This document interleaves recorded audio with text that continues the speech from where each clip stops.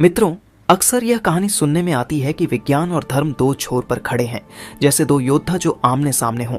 यह धारणा तब और बलवती हो जाती है जब विज्ञान को अब्राहमिक धर्मों के पैमाने पर तोला जाता है, परंतु जब इसे सनातन धर्म के संग जोड़कर देखा जाता है तो एक अनोखी तस्वीर उभरती है। विज्ञान और सनातन धर्म दो पुराने साथी नजर आते हैं जो सदियों से एक ही पथ पर साथ साथ चल रहे हैं। जहां सनातन धर्म के आलोचकों ने इसे अवैज्ञानिक और अंधविश्वास से भरा हुआ बताने की पूरी कोशिश की है, वहीं इस प्रस्तुति के अंत तक आपके सामने यह रहस्य खुलेगा कि क्या वास्तव में सनातन धर्म और विज्ञान एक ही सिक्के के दो पहलू हैं, और क्या सनातन धर्म वास्तव में वैज्ञानिक नींव पर खड़ा एक धर्म है।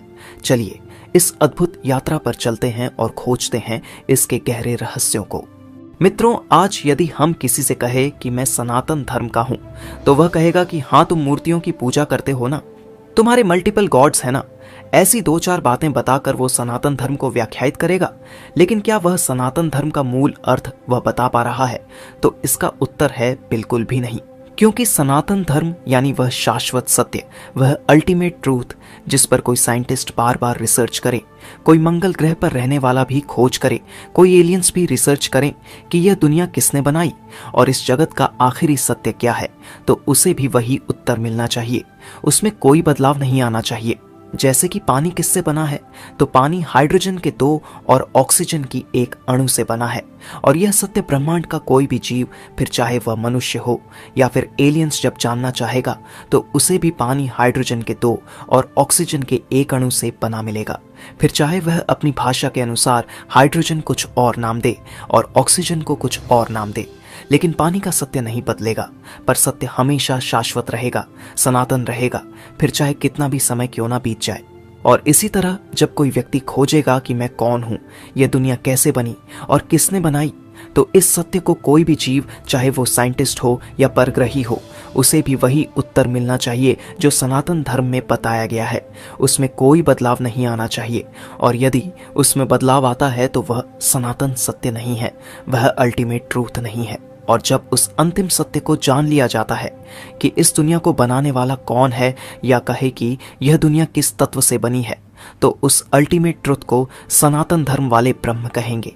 वैज्ञानिक कुछ दूसरा नाम देंगे, एलियंस अपनी भाषा के अनुसार कोई और नाम देंगे, लेकिन नाम बदलने से वह अंतिम सत्य नहीं बदलेगा। और उस अंतिम सत्य को, उस शाश्वत सत्य को, उस सनातन सत्य को, जो बदलता नहीं है, जो परिवर्तनशील नहीं है, उसे जानना और उस शाश्वत सत्य में आस्था रखना ही सनातन धर्म है। और उस अल्टीमेट ट्रूथ को आपकी मर्जी है तो ईश्वर कहो, ब्रह्म कहो, शिव कहो, यूनिवर्सल पावर कहो या कुछ भी ना कहो, फिर भी आप सनातनी हो, क्योंकि आपने उस अल्टीमेट ट्रूथ को जान लिया है।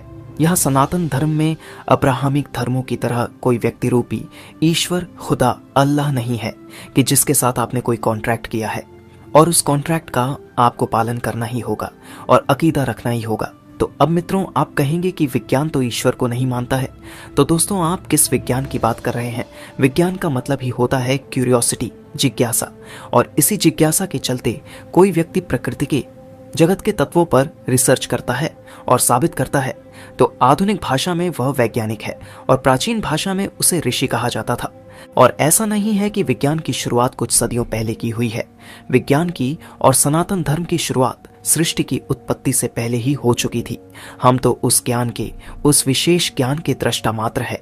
आधुनिक विज्ञान अभी ईश्वर को नहीं मानता है, क्योंकि आधुनिक विज्ञान ने अभी तो छोटे बच्चे की तरह चलना सीखा है। वह छोटे बच्चे की तरह इस दुनिया को पूरी तरह से नहीं जानता है। अभी उसे बहुत बड़ा रास्ता पार करना है। अभी तो आधुनिक विज्ञान को अपनी सीमाओं से परे जाना है। विज्ञान एक छोटा बच्चा है जिसने अभी अभी ही इस दुनिया को समझना शुरू किया है।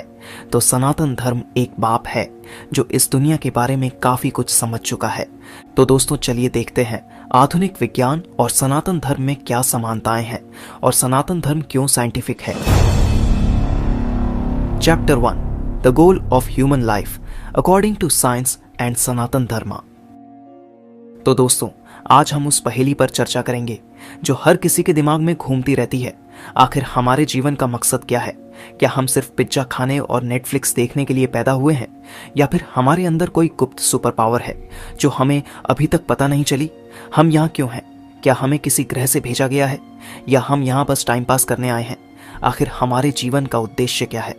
और हाँ, क्या आपने कभी इन गहरे सवालों पर विचार किया है, या आप भी उस भीड़ में शामिल हैं जो ट्रैफिक सिग्नल पर लाल बत्ती होने पर भी हॉर्न बजाते रहते हैं? आज हम इन सवालों के जवाब ढूंढेंगे, वो भी सनातन धर्म और विज्ञान के चश्मे से। तो दोस्तों, आधुनिक विज्ञान कहता है कि मानव जीवन का प्राथमिक लक्ष्य जीवित रहना है। इस अनमोल जीवन को बनाए रखने के लिए हमें भोजन और पानी की खोज में उत्साहित होना चाहिए और आश्रय का निर्माण करना चाहिए जो हमें मौसम, चोर, लुटेरे और जंगली जानवर से सुरक्षित रखे। धन कमाने, व्यापार और बिजनेस करने की हमारी कुशलता न केवल हमारे अस्तित्व को सुनिश्चित करती है, बल्कि ये हमारे जीवन को समृद्ध भी बनाती है। और इस तरह से हमारा जीवित रहने का यानी कि सर्वाइवल का पहला लक्ष्य पूरा होता है। दूसरा उद्देश्य जो हमारी पीढ़ी को आगे बढ़ाने का है, वह हमें आशा देता है कि हमारा अस्तित्व इस धरती पर अनंत काल तक बना रहेगा, और इसीलिए हम प्रजनन करते हैं और अपनी पीढ़ी को आगे बढ़ाते हैं। और यह जानकर खुशी होती है कि सनातन धर्म का चारवाक दर्शन भी इन दोनों उद्देश्यों का समर्थन करता है, जो काम और अर्थ की बात करता है। काम यानी कि रिप्रोड्यूसिंग, प्रजनन करना, और अर्थ यानी कि सर्वाइवल, यानी कि जीवित रहने के लिए जरूरी सभी साधनों को प्राप्त करना।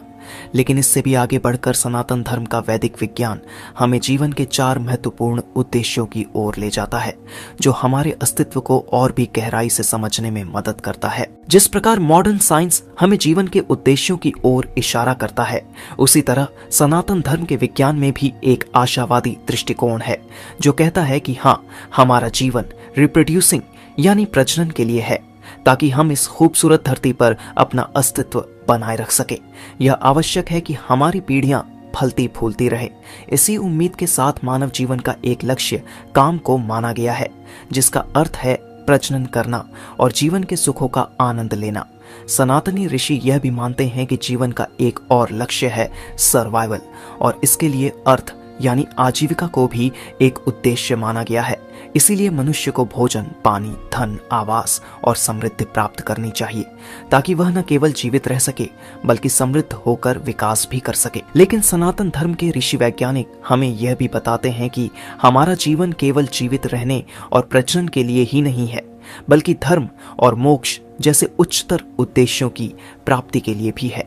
यह जीवन एक अद्भुत यात्रा है, जिसमें हमें न केवल अपने अस्तित्व को बनाए रखना है, बल्कि उसे सार्थक भी बनाना है। यदि मनुष्य के जीवन में धर्म नहीं है तो हाहाकार मच जाएगा। धर्म नैतिक नियमों का समूह है, जो बताता है कि हमें किसके साथ प्रजनन करना है और किसके साथ नहीं करना है, सर्वाइवल के लिए किसे मारना है और किसे नहीं मारना है।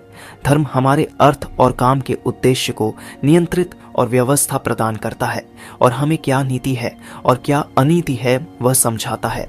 इसलिए हमारे जीवन का पहला उद्देश्य ये है कि हम मानव धर्म का पालन करें, फिर जीवित रहने के लिए अर्थ उपार्जन के कार्य करें, फिर हम थोड़ी संपत्ति प्राप्त करें तो फैमिली प्लानिंग करें, यानी कि हमारे जीवन का तीसरा लक्ष्य है काम यानी प्रजनन करना और संसार के सुखों का आनंद लेना। और इसी तरह जीवन का आनंद लेते हुए हम हमारे जीवन के चौथे लक्ष्य मोक्ष प्राप्ति की तरफ आगे बढ़े, यानी कि हमें यह जानने की भी कोशिश करनी चाहिए कि यह दुनिया किसने बनाई और मैं कौन हूं। ये खोज करते करते उस परम सत्य को, उस अंतिम सत्य को जानना और उस अंतिम सत्य में एकाकार हो जाना। तो यदि हम मानव जीवन के उद्देश्य को शॉर्ट में समराइज करें तो मानव जीवन का पहला उद्देश्य है धर्म का पालन करना, यानी कि मॉरल रूल्स को फॉलो करना। दूसरा उद्देश्य है अर्थ की प्राप्ति यानी कि सरवाइव करना। तीसरा उद्देश्य है काम यानी कि प्रजनन करना, और चौथा उद्देश्य है मोक्ष यानी कि अनलाइटनमेंट प्राप्त करना। तो दोस्तों, मॉडर्न साइंस और सनातन धर्म के दृष्टिकोण से हमने जाना कि हमारा इस धरती पर आने का उद्देश्य क्या है। मित्रों, आपको क्या लगता है कि विज्ञान ने आज ढूंढा है वह पहले कभी भी ढूंढा नहीं गया था? आप जानकर दंग रह जाएंगे कि आज के वैज्ञानिकों की तरह प्राचीन समय के वैज्ञानिक यानी ऋषियों ने भी जब इस जगत को समझने की कोशिश की तो उन्हें भी वही सत्य प्राप्त हुआ था। आइए जानते हैं मॉडर्न साइंस और सनातन धर्म की रिसर्च में समानता को। Chapter 2 similarities in research of Sanatan Dharma and modern science. दोस्तों, एल्बर्ट आइंस्टाइन ने सन 1916 में बताया था कि यूनिवर्स की उत्पत्ति बिग बैंग से हुई है। और इसी तरह जब प्राचीन ऋषि वैज्ञानिकों ने भी जानने की कोशिश की कि इस ब्रह्मांड की उत्पत्ति कैसे हुई, तो उनको भी वही सत्य प्राप्त हुआ था जो आइंस्टाइन को प्राप्त हुआ है। और इसका सबूत हमें नंदिकेश्वर काशिका के इस श्लोक में मिलता है। बिंदु स्फोट मात्रेण वर्णानाम च समुद्भव तस्मादाकाश मुख्यानि भूतानि समजायत, अर्थात अकेले बिंदु के विस्फोट से ध्वनियों का निर्माण होता है और उसी से आकाश तत्व, पृथ्वी तत्व जैसे सभी पंचभूत उत्पन्न होते हैं। तो आपने देखा कि प्राचीन ऋषियों का मत और आधुनिक वैज्ञानिकों का मत एक समान है, जिससे यह संभावना प्रबल बनती है कि इस यूनिवर्स का निर्माण महाविस्फोट से यानी कि बिग बैंग से हुआ है। दोस्तों, इसी तरह टाइम भी हर जगह समान नहीं होता है। हमारे इस ब्रह्मांड में कहीं पर टाइम स्लो चलता है तो कहीं पर टाइम फास्ट चलता है।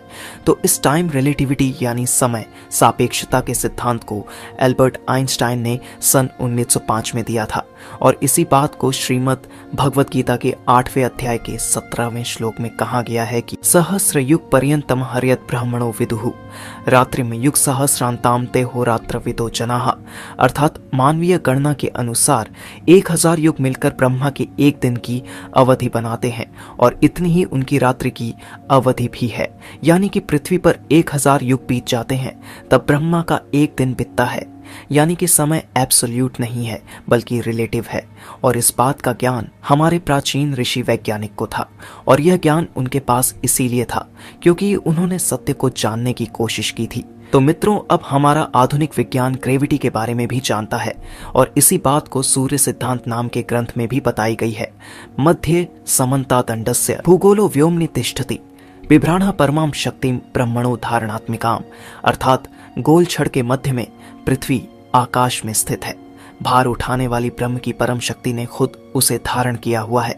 यहाँ ऋषि वैज्ञानिक एक ऐसे फोर्स की बात कर रहे हैं जिससे पृथ्वी स्पेस के अंदर टिकी हुई है। यानी कि हमारे प्राचीन वैज्ञानिक गुरुत्वाकर्षण के बारे में भी जानते थे। तो मित्रों, ऐसी तो अनेकों खोजें हैं जो हमारे प्राचीन ऋषि वैज्ञानिकों ने की थी और आज का आधुनिक विज्ञान भी उन्हीं खोजों को फिर से कर यह सिद्ध कर रहा है कि सनातन धर्म एक साइंटिफिक धर्म था, या कहे कि सनातन धर्म एक साइंस ही था। आधुनिक विज्ञान ने हमें थर्मोडायनामिक्स का पाठ पढ़ाया तो प्राचीन सनातन धर्म के विज्ञान में हमें कर्मोडायनामिक्स का पाठ पढ़ाया।